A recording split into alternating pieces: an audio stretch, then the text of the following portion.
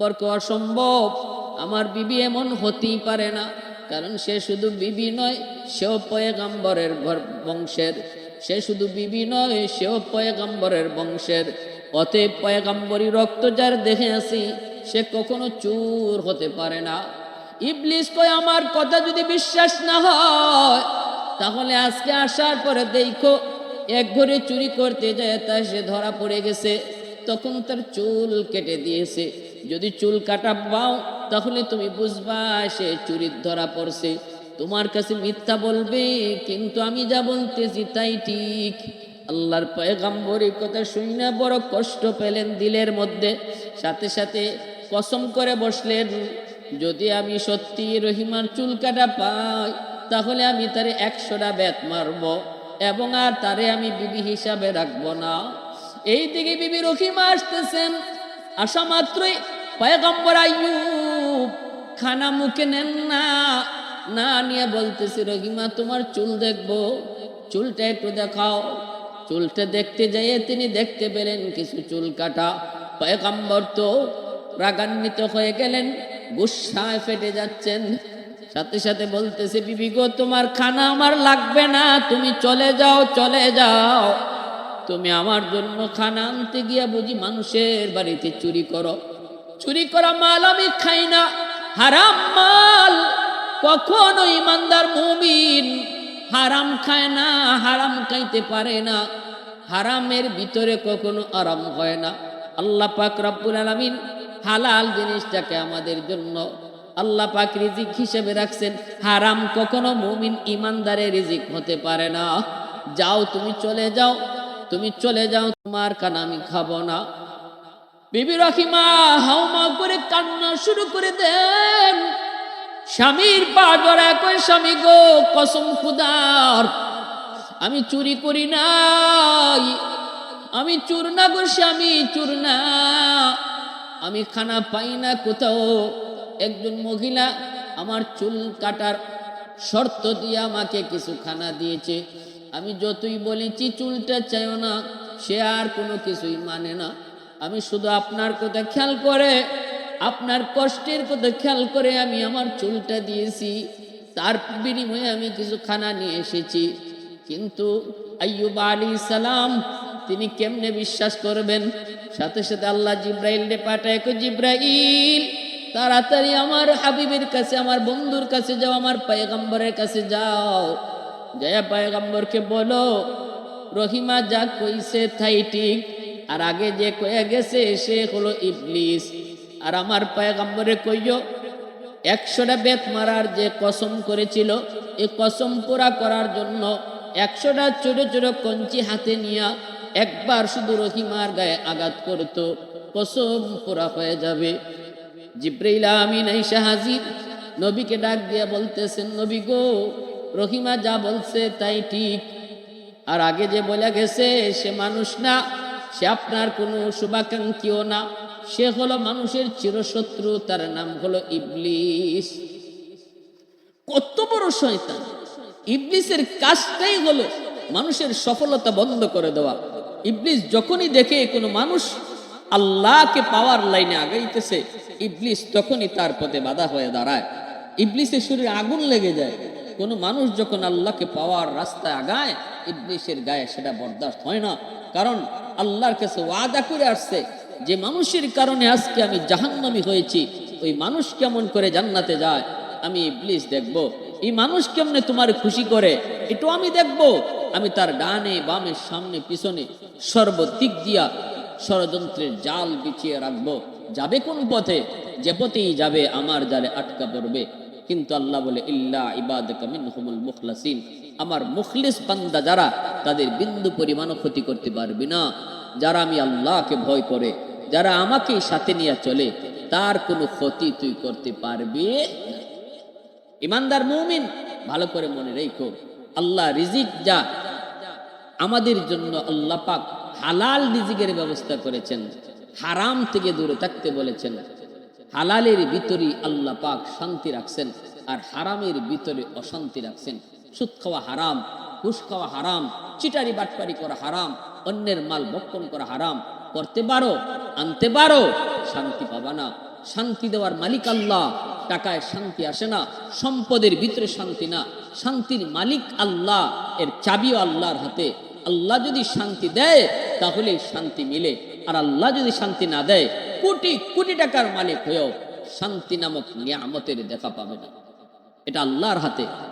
শান্তি যদি কিনতেই পাওয়া যাইতো তাহলে দুনিয়াতে গরিব শান্তির কোনো বাগই পাইতো না। সব ধনীরা শান্তি কিনে লই আইতো টাকা দিয়া। টাকা পয়সা তো সব শান্তির জন্য। এই শান্তি যদি না পাইলে তো টাকা দিয়ে কি হইতো? টাকা দিয়ে শান্তি কিনে নিয়ে আসতো। কিন্তু না, আল্লাহ পাক এটা তার হাতেই রাখছেন। দেখবেন গরিব আরামে ঘুমায়, আর কোটিপতি ঘুমের ট্যাবলেট খাইয়াও ঘুম ধরে না। গরিব আরামে ঘুমায়, রিক্সাওয়ালা রিক্সা থামায়া হাতটারে বালিশ বানায় ঘুমায় যায়, আর কোটি কোটি টাকার মালিক মকমলের বিছানায় এসি রুম, এরপরও ঘুম আসে না।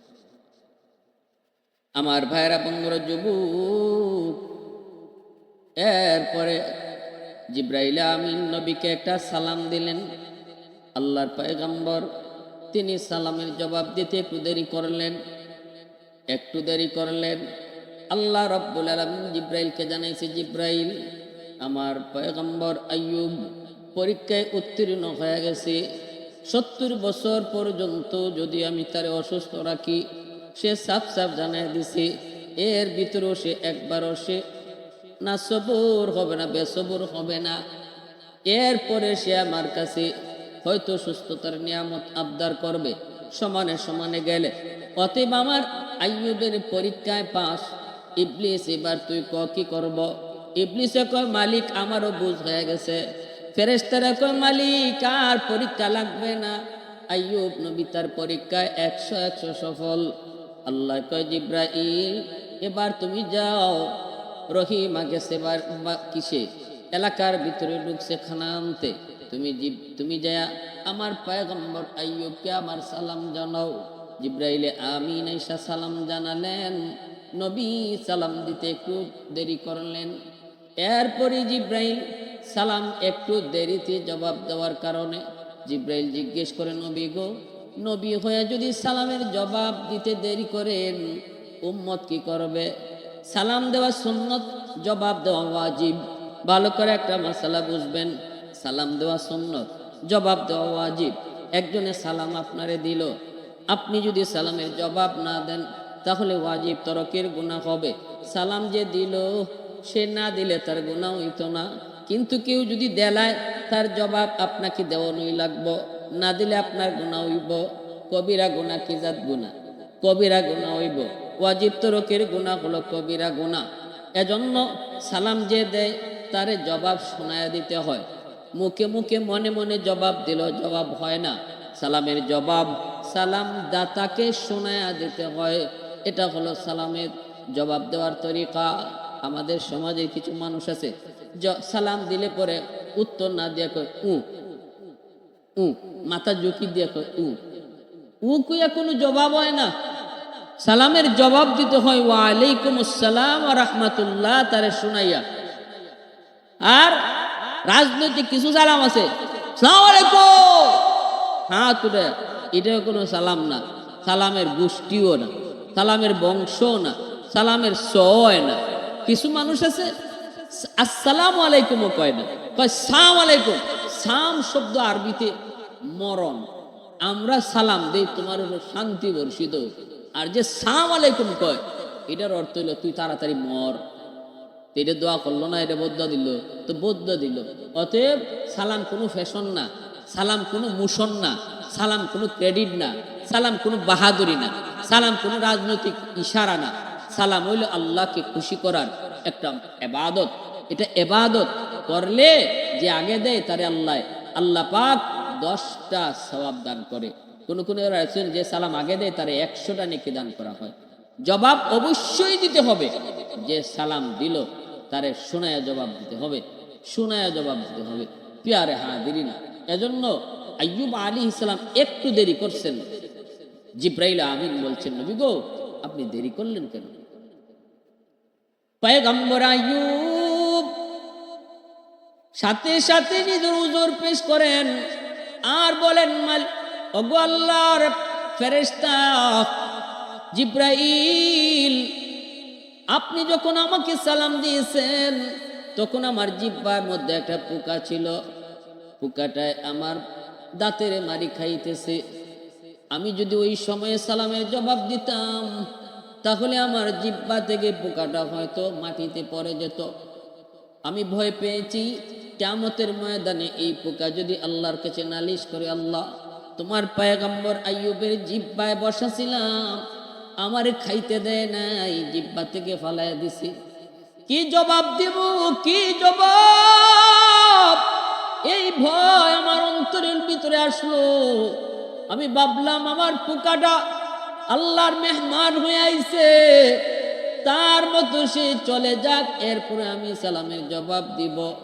পোকাটা যখন আমার জিহ্বা থেকে সরছে তখন আমি আপনার সালামের জবাব দিছি। আল্লাহ পাক জিব্রাইল ডেকে, জিব্রাইল আমার পয়গম্বর আইয়ুবরে কেমন পাইছো? জিব্রাইল কে, মালিক ভাষা নাই, ভাষা নাই, আল্লাহ সুপারিশ করি আর পরীক্ষা নিও না। আল্লাহ কয়, আইয়ুবরে কও নিজের পায়ের গোড়ালি দিয়া মাটিতে আঘাত করত, পানি বের হবে, এই পানি দিয়ে গোসল করতে কও, সব পোকাগুলা শরীর থেকে ঝরে পড়বে। জিব্রাইল কয়, নবী গো পায়ের গোড়ালি দিয়ে আঘাত করেন। আইয়ুব নবী কয়, ভাই জিব্রাইল পাই তো নাই, গোড়ালি পাই ভাই কই? জিব্রাইল কয়, যতটুকু আছে এতটুকু দিয়ে আঘাত করেন। আঘাত করা মাত্রই পানি বের হতে লাগলো। এই পানি দিয়ে আপনি গোসল করেন, পানি পান করেন। গোসল করলেন, পানি খাইলেন, সাথে সাথে শরীর থেকে ঝরঝর করে সবগুলি পোকা পড়ে গেল। আল্লাহ পাক রব্বুল আলামিন কয়, আইয়ুব গোসল করে উঠা মাত্রই দেখবা তুমি পূর্ণ 25 বছরের যুবক।